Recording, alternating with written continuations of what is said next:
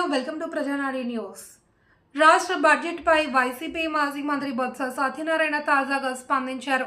Budget ప్రసంగం CM Chandrababu లోకేష్ను పొగడడంతోనే సరిపోయింది. Super 6 హామీలను ప్రభుత్వం విస్మరించింది. మహిళలను, విద్యార్థులు, రైతులకు కేటాయింపులు అరకొరగా ఉన్నాయి.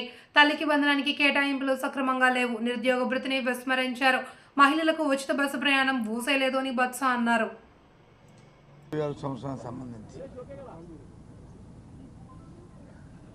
బడ్జెట్ని ప్రారంభించిన దగ్గర చూసాం. అంతా ఆత్మస్తుతి, పరనింద, గత ప్రభుత్వాన్ని దూషించడం, తండ్రి కొడుకుల్ని పోడుకోవడం, ముఖ్యమంత్రి గారిని, ముఖ్యమంత్రి తనని పోడుకోవడం. నేను ఎప్పుడు 3 సార్లు ఈ రాష్ట్రంలో నేను క్యాబినెట్ మంత్రిగా చేశాను. ఇప్పుడు భగవంతుడి దయ వల్ల, ప్రజల దయ వల్ల ఎల్ఓపిగా కూడా ఉన్నాను. 3 సందర్భాల్లో ఎప్పుడు కూడా ఇంత స్థుతిని, ఈ రకమైన భాషని ఎప్పుడు కూడా చూడలే. చాలా దురదృష్టం ఈ సాంప్రదాయం, ఈ సంస్కారం, ఈ సాంప్రదాయం.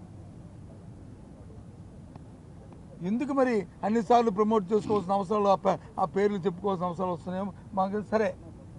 అది ప్రభుత్వం వాళ్ళకి ఇచ్చిన అవకాశాన్ని ఆ విధంగా వాళ్ళు దుర్వినియోగం చేస్తున్నారు, సద్వినియోగం చేసుకుంటున్నారు అనేది రాష్ట్ర ప్రధానికే ఆలోచన చెప్పని కోరుతున్నాను ముందుగా. ఇక బడ్జెట్లోకి వెళ్తే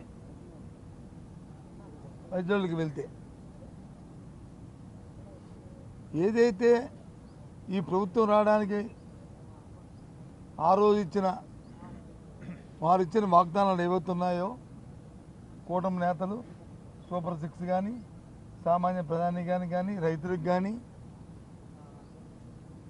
వాటికి సంబంధించిన అంశాలని ఏదో అరకొరగా 1-2 తప్ప ఏ ఒక్కటి కూడా లేదు. షూరిటీ అనడానికి బదులు ప్రభుత్వం మోసం చేసింది, వంచింది అన్నో న్యాయం. ఆ పదానికి ఈ పదాలే దానికి అర్థం వస్తాయి. ఎందుకంటే సూపర్ 6 అన్నారు,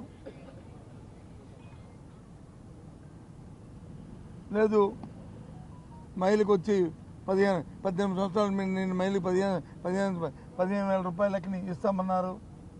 లేదు 50 సంవత్సరాలు నేను మహిళకి వచ్చి వాళ్ళకి వృత్తి ఇస్తానన్నారు. లేదు విద్యార్థులకు వచ్చి నిరుద్యోగ వృత్తి ఇస్తా అన్నారు. రైతుకు వచ్చి 20,000 రూపాయలు రైతుకి భరోసా ఇస్తా అన్నారు. కేంద్రం ఇచ్చిన దాంతో కలుపుకొని, కేంద్రం ఇచ్చిన దాంతో కలుపుకోకుండా మరి దాని తగ్గ